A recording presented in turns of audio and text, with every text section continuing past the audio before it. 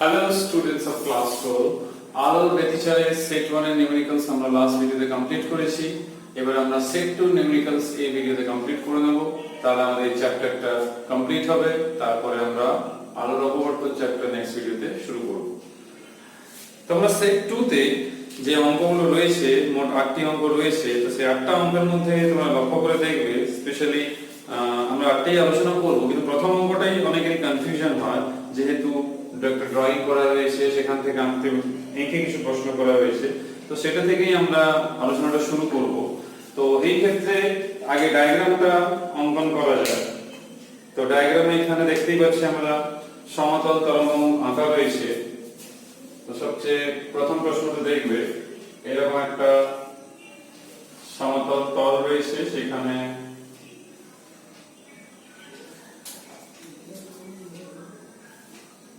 এরকম সমান্তরাল তোমরা স্কেল নিয়ে ড্র করবে।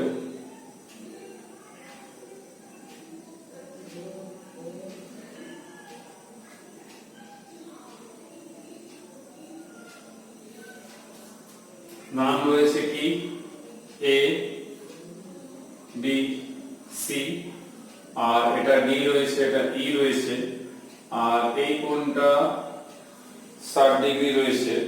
আরো কিছু তথ্য দেওয়া হয়েছে, যেমন AD মান দেওয়া হয়েছে, সেটা কত?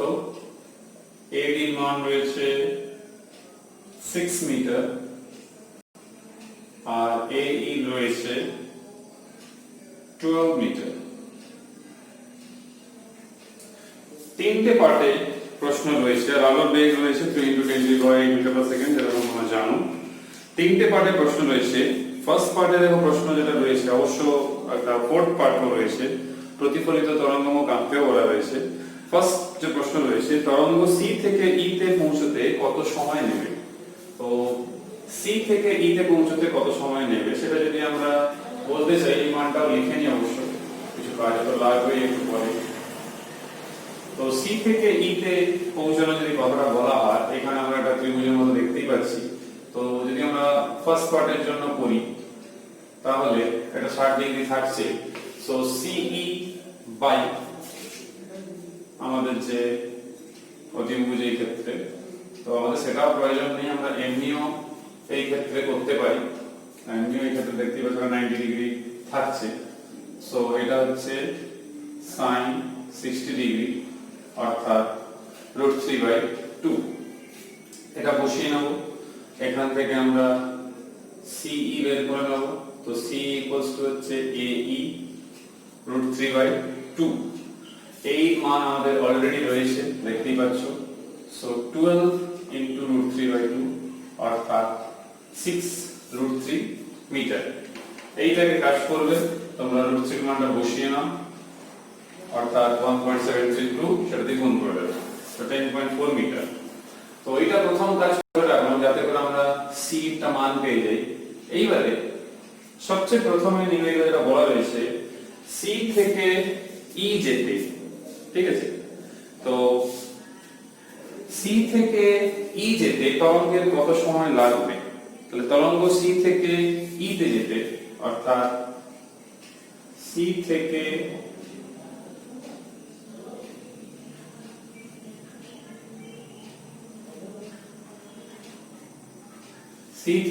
ই তে যেতে সময়ের কথা জিজ্ঞেস করা হয়েছে।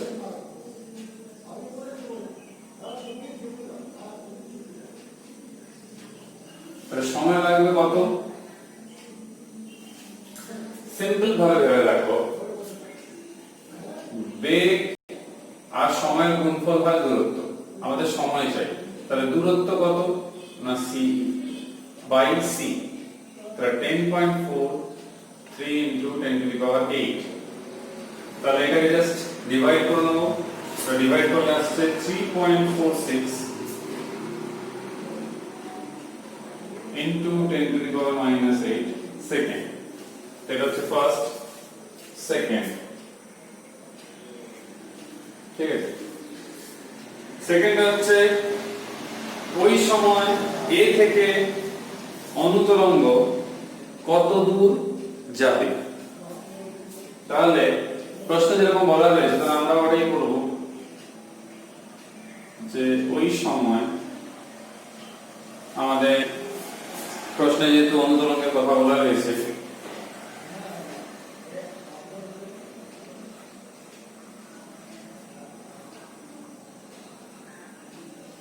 তাহলে অনুতরঙ্গ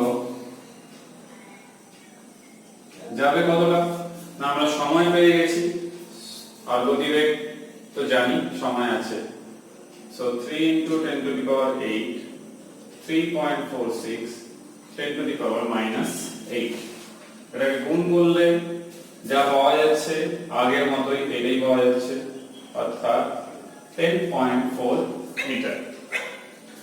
এইবারে থার্ড যে পার্টটা রয়েছে যেটা আমাদের এখানে ডেটাগুলো ছিল তো থার্ড পার্টে আমাদের যেটা বলা হয়েছে যে ডি থেকে অনুতরঙ্গ কত দূরে যাবে এটা ডি থেকে মানে বুঝতে পারছি এইখান থেকে ঠিক আছে তাহলে এ থেকে তো ব্যবস্থা হয়ে গেল কত দূর যাবে এবার ডি থেকে জিজ্ঞেস করছে তো আমরা এখানে ত্রিভুজের যে ধর্ম সেটাকে আমরা লাগিয়ে নেব সেটা কি না বাহু বাই বাহু করছি সো বিডি এইটা বিডি আর এটা সি তাহলে বিডি বাই সি আর এখানে দেখো ভূমি যেটা এই ক্ষেত্রে ছিল অর্থাৎ এডি প্রথম ত্রিভুজে দ্বিতীয় ত্রিভুজে ডি তো এই যে ভ্যালুগুলো পেলাম তার মধ্যে আমাদের দরকার কাকে না আমার স্বাভাবিকভাবে দরকার হচ্ছে এই বি থেকে ডি দূরত্ব তাহলে বি থেকে ডি হচ্ছে AD by A into C প্রত্যেকটা মান আমাদের কাছে আছে দেখতেই পাচ্ছ 6 বাই 12 সি এর মান আমরা এখানে বের করেছি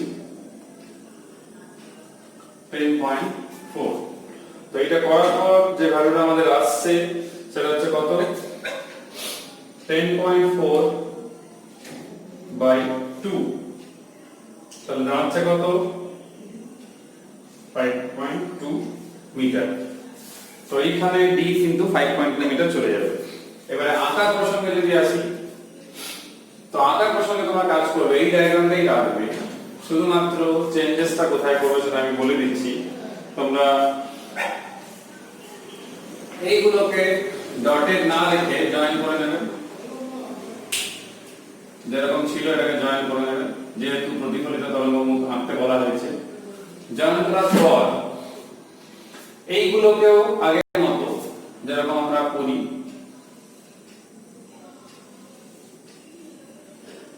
এরকম সমান্তরাল এঁকে নেবে সবগুলি চলে এলো এইবার তোমাদের যে বিন্দুতে আমাদের আবেদন হয়েছে লাস্টেরটা যেটা হচ্ছে ই সেই ই বিন্দুর সাপেক্ষে যেরকম আগেরটা ছিল এরকম তাহলে এটা যেরকম এইভাবে ছিল এরকম জাস্ট এরকম একটা এঁকে নেবে এইটাকে একটু টিল্ট করে দেবে এই দিকটা মানে এরকম না করে একটু এদিকে করে দেবে মানে এটাকে এইভাবে না করে এইভাবে করে নেবে তাহলে এইখানে এইটা হয়ে যাবে তখন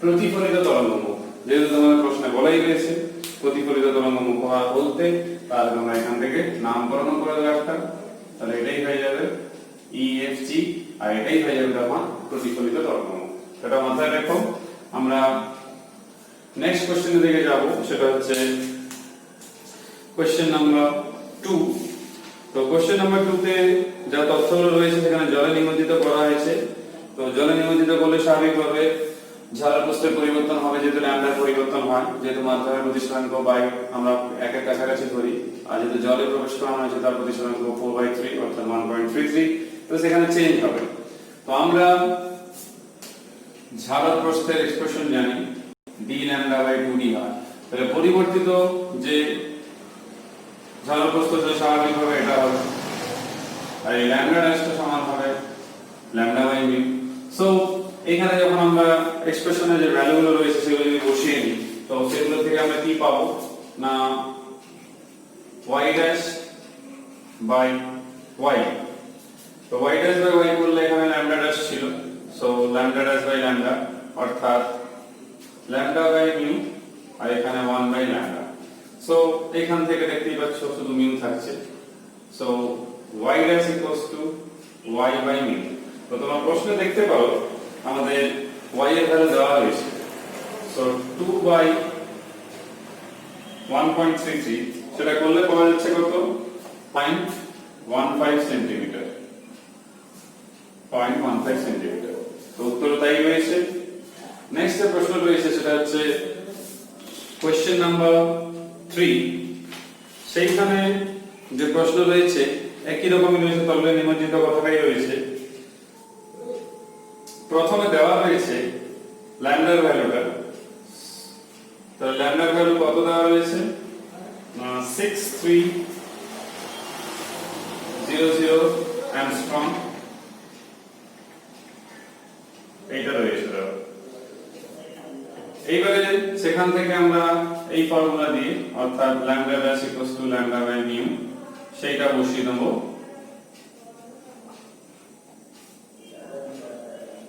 1.33, তো এইখান থেকে আমরা ল্যামডা ড্যাশটা পেয়ে গেলাম। এইবারে জিজ্ঞেস করেছে কি না, তরলে নিমজ্জিত অবস্থায় ঝাড় প্রস্থের মান কত। So y dash equals to d lambda dash by 2d, so d lambda dash এর ভ্যালুটা আমরা থাকছে, তো আমরা lambda dash টা পেয়ে যাচ্ছি, আর d by 2d তো আমাদের ভ্যালু অলরেডি আছে, সেটা কত না, d এর মান রয়েছে 1.33 মিটার, সো এখানে d এর মান রয়েছে 1.33 মিটার, আর 2d এর মান দেখতে পাচ্ছি 10 to the power -3, so just substitute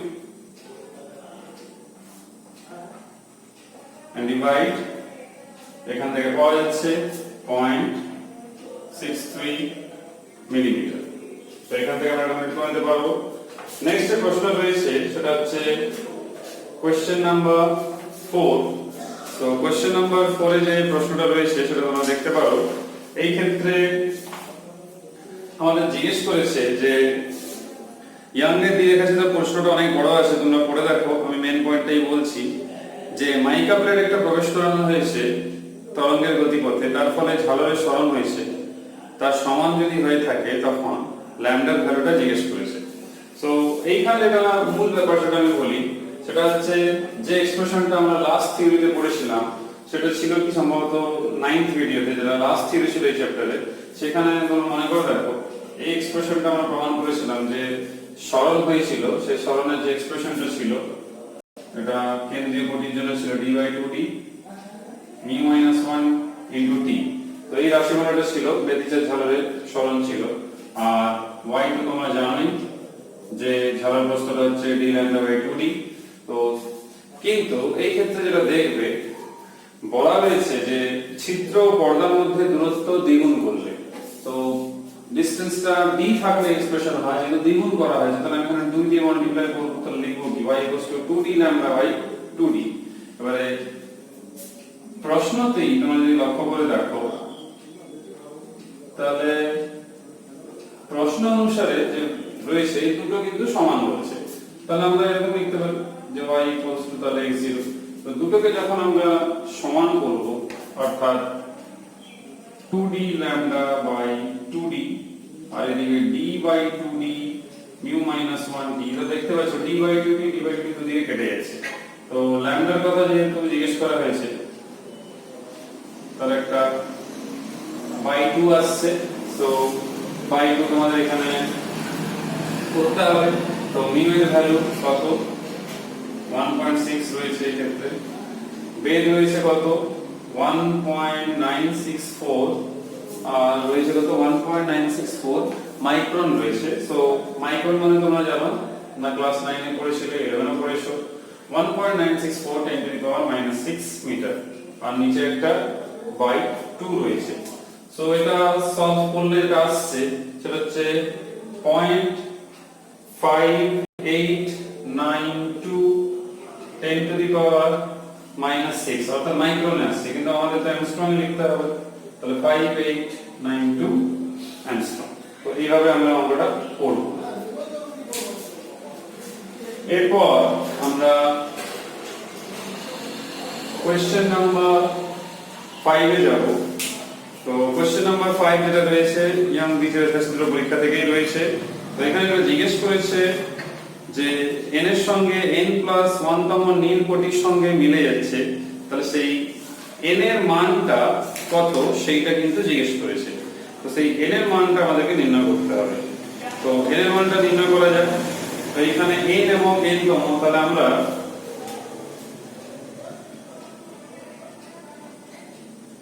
n তম পটির যে দূরত্ব,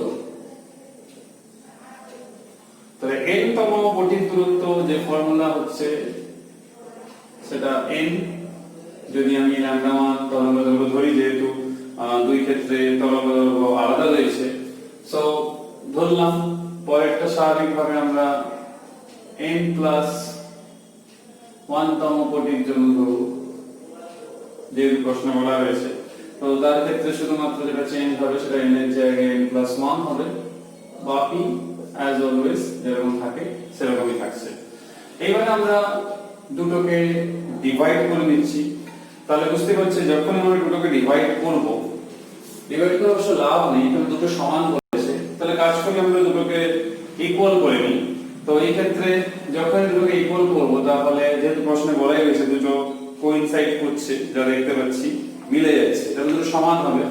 তাহলে xnটাই হবে xn+1 হবে। তাহলে আমরা দুটোকে যদি লিখি, তাহলে nd λ1/2d আর এখানে n+1 d λ2/2d।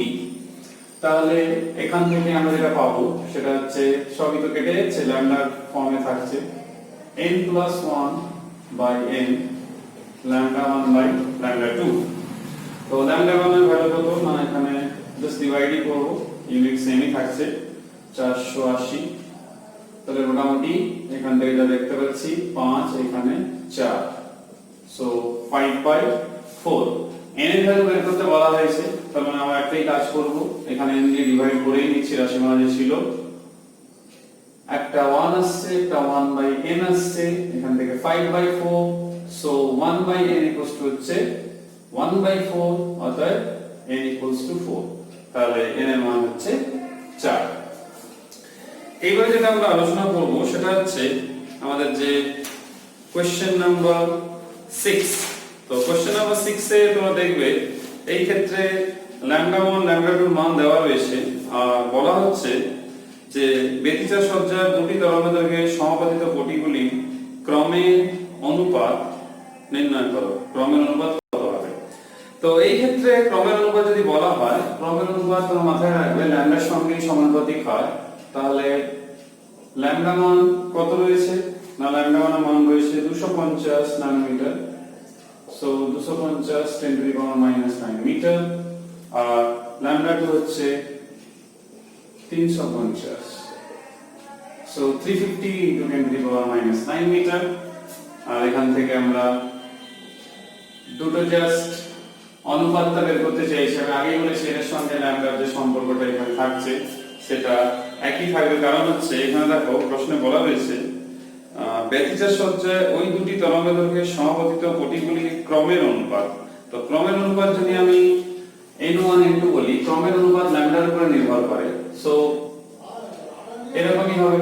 তো এখানে যখন আমরা ভ্যালুটা বসাবো এরকম 10⁻⁻9, আর এখানে এইটা, তাহলে এখানে বুঝতেই পারছো 5:7 আছে, সব কেটে যাচ্ছে, তাহলে এটাই হবে आंसर।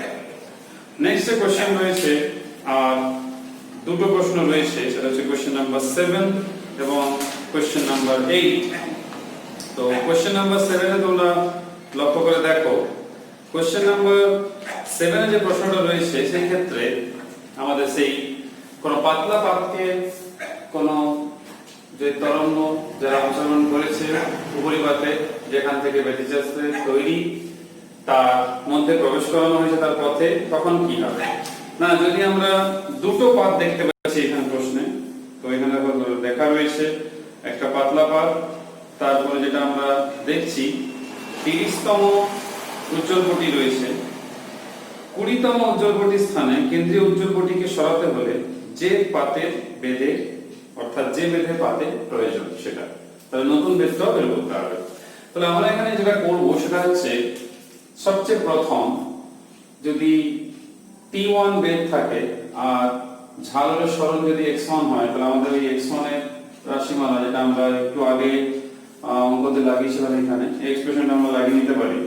সো x1 তাহলে হচ্ছে d বাই 2d, এটা এই ক্ষেত্রে আমরা করেছিলাম, দেখো d by 2d x1, so এটাও T1 হবে। এবারে এটা হচ্ছে কি T1 বেধে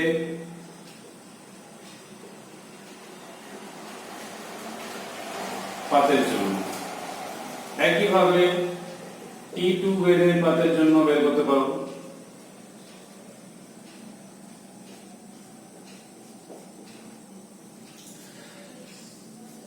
দুটোকে ডিভাইড করে দেবো, তাহলে বাকিগুলো কেটে যাবে, তাহলে ওই হেডেকটাও থাকবে না আমাদের। তো দেখতে পাচ্ছ x এর সঙ্গে সম্পর্ক কেমন পাওয়া যাচ্ছে। এই ক্ষেত্রে একটা কথা বলা যেটা রয়েছে, x এর সঙ্গে সম্পর্ক অবশ্যই এরকম পাওয়া যাচ্ছে, কিন্তু x এর সঙ্গে যে আমরা যে ঝালরের সংখ্যার যেটা ব্যাপার আর কি, যে পরিমাণ সরণ হচ্ছে সে স্বাভাবিক, যত বেশি সংখ্যক হবে তত বেশি সরণ হবে। তো এরকম একটা সম্পর্ক থাকছে। কিন্তু তাহলে আমরা এটা বলতে পারি, আমাদের যেহেতু এখানে T1 আর T2 কথা বলা রয়েছে, এই ক্ষেত্রে আমি এটা দেখতে পাচ্ছি 4.8 মিলিমিটার বেধে একটি পাতলা পাতকে আবৃত করা হচ্ছে, 30 হচ্ছে তার ক্ষেত্রে। তাহলে এই ক্ষেত্রে আমরা যদি x1 এর যে ভ্যালুটা রয়েছে, তো সেই x1 এর যেহেতু ভ্যালুটা আমরা পাচ্ছি না, কিন্তু n এর ভ্যালুটা পাচ্ছি, তাহলে আমি এরকম লেখা যেতে পারে, কিন্তু যেহেতু x সমানুপাতিক n, তাহলে T2 আমার প্রয়োজন, তাহলে n2 by n1 into T1। So n2 এর যে মান, তো আমরা এখানে দেখতে পাচ্ছি n2 যে ভ্যালুটা রয়েছে সেটা হচ্ছে কত না, এই ক্ষেত্রে আমরা সেটা দেখতে পাচ্ছি, সেটা n2 এর ভ্যালু রয়েছে 20। সো 20 বাই 30, আর প্রথমে বের ছিল কত 4.8 মিলিমিটার, তাহলে উত্তরটা মিলিমিটারেই বের হবে আমাদের। তাহলে এখানে কত আসছে না 3.2, যেহেতু এখানে 0 0 কেটে গেল 2 আর 3 এবং 4.8, তাহলে 3.2 মিলিমিটার। তো উত্তর দেখো 3.2 মিলিমিটার কিন্তু আছে। লাস্ট কোশ্চেন সেট 2, সেটা হচ্ছে কোশ্চেন নাম্বার 8। তো সেই প্রশ্নতে দেখো m সংখ্যক উজ্জ্বল কোটি যদি সরে যায়, তো তার জন্য যে রাশিমালাটা আমরা জানি, তো সেটাই সাহায্য নেব আমরা। যদি কোন ক্ষেত্রে, এটা থিওরিতে আমরা দেখি, উজ্জ্বল কোটি দূরত্ব যদি সরে যায়, এটা এখানে বলেছে না যে বেদিচার ঝালরের কেন্দ্রীয় চরম বিন্দুটি পূর্বের তৃতীয় উজ্জ্বল বিন্দুর অবস্থানে সরে গেছে, তাহলে যদি আমি m সংখ্যক সরে যাচ্ছে যদি আমি এটা ধরে নিই, তাহলে m এর জায়গায় 3 বসাতে পারবো। তো তখন এই ফর্মুলাটাই আমরা ইউজ করেছিলাম লাস্ট থিওরিতে, যেটা ছিল এটাই ছিল, মনে করে রাখো m lambda mu minus 1 into t ছিল। তো এই ফর্মুলাতে যেহেতু n সংখ্যক যদি জেনারেল ধরি আমি, তাহলে এখান থেকে t সমান আসছে কত m lambda by mu minus 1, m তো 3 বলেই দিয়েছে যে তৃতীয় উজ্জ্বল বিন্দুতে সরে গেছে, ল্যামডার ভ্যালু রয়েছে 5450 10 to the power minus 10, আর এটা রয়েছে 1.5, তাহলে 1.5 minus 1। তো এখানে এটাকে যখনই ডিভাইড করা হচ্ছে, তাহলে আসছে কত মাইক্রোমিটার, যদি বের করি 10 to the power minus 6 রেখে, তাহলে এরকম আসছে। তাহলে এটাকে আমরা উত্তরের সাথে সামঞ্জস্য রাখবো, যেহেতু মাইক্রোমিটারে উত্তর রয়েছে, তো 3.27 মাইক্রোমিটার। তো এখানেই আমাদের শেষ হচ্ছে সেট 2 নিউমেরিক্যালস নিয়ে আলোচনা। আমরা পরের ভিডিওতে নেক্সট চ্যাপ্টার অর্থাৎ আলোর অপবর্তন এবং সমাবর্তন, একটা ইন্টারেস্টিং চ্যাপ্টার এবং ফাইনালি ইম্পর্টেন্ট চ্যাপ্টার, সেটা নিয়ে আলোচনা শুরু করব। সবাই সুস্থ থেকো, ভালো থেকো, নেক্সট ভিডিওতে দেখা হবে। Till then, by.